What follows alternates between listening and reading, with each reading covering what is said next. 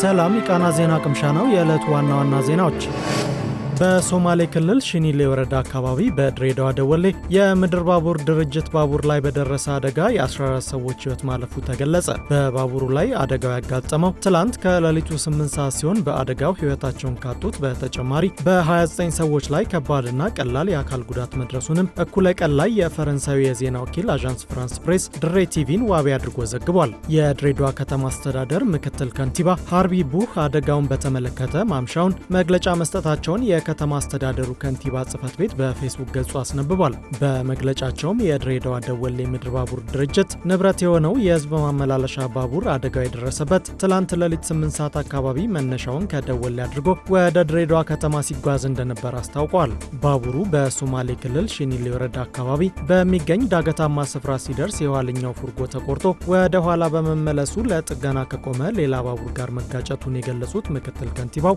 በግጭቱ ምክንያት በደረሰው አደጋ የሰዎች ሕይወት ማለፉንና ጉዳት መድረሱን ተናግረዋል። ምክትል ከንቲባው ማምሻውን በሰጡት መግለጫቸው አክለውም የአካል ጉዳት የደረሰባቸው ዜጎች በድሬዳዋ ድል ጮራ ሪፈራልና ሳቢያን ደረጃ 1 ሆስፒታልን ጨምሮ በሌሎች ተቋማት አፋጣኝ የሕክምና እርዳታ እንዲያገኙ መደረጉን አስረድተዋል። የአስተዳደሩ ካቢኔ በአደጋው ስፍራ በመገኘት የደረሰውን ጉዳት መመልከቱንም ጠቁመዋል። ሆኖም የከንቲባ ጽሕፈት ቤቱ ባወጣው ጽሑፍ ምክትል ከንቲባው በአደጋው ሕይወታቸውን ያጡም ሆነ ጉዳት የደረሰባቸውን ሰዎች ቁጥር ስለመናገራቸው የገለጸው ነገር የለም። የድሬዳዋ ከተማ አስተዳደር ከንቲባ ከድር ጁሃር ማምሻውን በፌስቡክ ገጻቸው ባሰፈሩት መልእክት ትላንት ሌሊት በድሬዳዋ ደወሌ የባቡር መስመር ላይ አደጋ መከሰቱን ጠቁመው በአደጋው የሰዎች ሕይወት በማለፉ ማዘናቸውን ገልጸዋል። ከንቲባው በጽሑፋቸው የአደጋው መንስኤ እየተጣራ መሆኑንም አክለዋል። ዜናው እስከተጠናቀረበት ሰዓት ድረስ ያለው መረጃ ይህ ነው።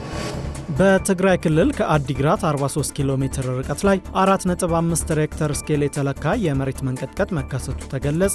በዓለም አቀፍ ደረጃ የሚከሰቱ የመሬት መንቀጥቀጥ ክስተቶችን የሚከታተለው የአሜሪካ ጂኦሎጂካል ሰርቬይ የመሬት መንቀጥቀጡ የተከሰተው ትላንት ምሽት 1 ሰዓት ከ26 ደቂቃ ከአዲግራት 43 ኪሎ ሜትር ርቀት ላይ እንደሆነ ጠቁሟል። የመሬት መንቀጥቀጡ 10 ኪሎ ሜትር ጥልቀት እንደነበረውም ተገልጿል። ትላንት የተከሰተው የመሬት መንቀጥቀጥ ባለፈው አንድ ሳምንት በኢትዮጵያ የተከሰቱ የመሬት መንቀጥቀጦችን ብዛት ወደ 3 ከፍ አድርጎታል። በአዲስ አበባ ዩኒቨርሲቲ የጂኦፊዚክስ እና ስፔስ ሳይንስ ዳይሬክተር ዶክተር ኤልያስ ሌዊ ከቅርብ ጊዜያት ወዲህ በተከታታይ የመሬት መንቀጥቀጥ የመከሰቱ ምክንያት በመሬት ውስጥ ያለው የማግማ ወይም ቅልጥ አለት እንቅስቃሴ ፈጣን በመሆኑ እንደሆነ ከዚህ ቀደም ለኢዜአ መግለጻቸው ይታወሳል። ዜናው እስከተጠናቀረበት ሰዓት ድረስ ያለው መረጃ ይህ ነው።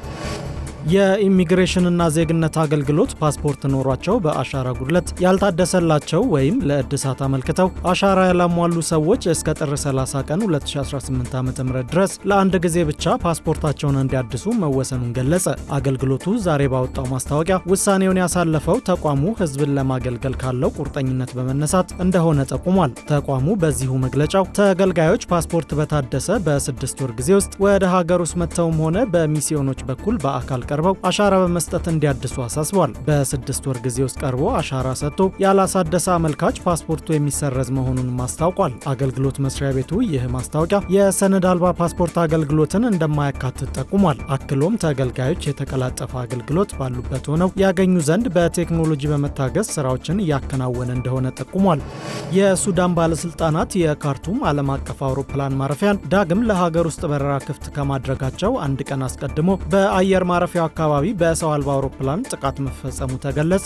በሱዳን የተነሳውን ጦርነት ተከትሎ ስራ አቁሞ የሰነበተው አውሮፕላን ማረፊያው ዳግም በረራ ማስተናገድ ሊጀምር አንድ ቀን ሲቀረው አካባቢው ዛሬ በሰው አልባ አውሮፕላን ጥቃት እንደተፈጸመበት አዣንስ ፍራንስ ፕሬስ ዘግቧል። የአይን እማኞች በማዕከላዊና በደቡብ ካርቱም የሰው አልባ አውሮፕላኖች ድምፅን እንዲሁም በአውሮፕላን ማረፊያው አካባቢ ከሌሊቱ 10 ሰዓት እስከ ንጋት 12 ሰዓት ድረስ በርካታ ፍንዳታዎችን እንደሰሙ ለፈረንሳዊ የዜና ወኪል ተናግረዋል። ልዩ ኃይሉን ወደ ጦሩ ማቀላቀልን በሚመለከት በተፈጠረ አለመግባባት እንደ አውሮፓውያን አቆጣጠር በ2023 የተነሳው ጦርነት በመዲናዋ የሚገኙ ቁልፍ መሰረተ ልማቶች ላይ ከፍተኛ ጉዳት ካደረሰ በኋላ አየር ማረፊያው ተዘግቷል። የሱዳን ሲቪል አቪዬሽን ባለስልጣን አየር ማረፊያው በታቀደው መሰረት ሮብ እንደሚከፈትና የሀገር ውስጥ በረራዎች የቴክኒካልና ኦፕሬሽን ዝግጅቶች ከተጠናቀቁ በኋላ ቀስ በቀስ እንደሚቀጥሉ ገልጾ ነበር። ዛሬ በአየር ማረፊያው አካባቢ የተፈጸመው ጥቃትም በመዲናዋ በአንድ ሳምንት ውስጥ ለ3ኛ ጊዜ ተፈጽሟል። እየተፈጸመ ነው። ባለፈው ሳምንት ሰው አልባ አውሮፕላኖች በሰሜን ምዕራብ ካርቱም ውስጥ ባሉ 2 የጦር ሰፈሮች ላይ ለተከታታይ ቀናት ጥቃት ማድረሳቸው ተገልጿል። አንድ የጦር ሹም አብዛኞቹ ሰው አልባ አውሮፕላኖች ግን መመታታቸውን ጠቁመው ነበር። በተያዘው የፈረንጆቹ ዓመት መጀመሪያ ላይ ካርቱም በብሔራዊ ጦሩ እጅ ከገባች በኋላ በአንጻራዊነት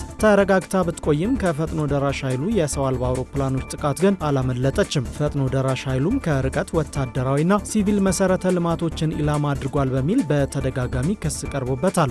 አንድ የዓይን እማኝ ዛሬ ማለዳ የሱዳን ትላልቅ ወታደራዊ ተቋማት ባሉበት ሰሜናዊ ኦምዱርማን አካባቢ በሰው አልባ አውሮፕላን ጥቃት መፈጸሙን ገልጿል። ለጥቃቱ እስካሁን ኃላፊነት የወሰደ አካል እንደሌለ እንዲሁም ስለደረሰው ጉዳት ምንም አይነት መረጃ እንዳልወጣ ግን ዘገባው አክሏል።